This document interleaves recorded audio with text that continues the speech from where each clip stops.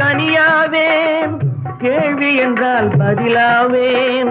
கிளியானால் கனியாவேன், கேள்வி என்றால் பதிலாவேன். நீ கேள்வி என்றால் நான் பதிலாவேன். கண்ணானால் நான் இமையாவேன்.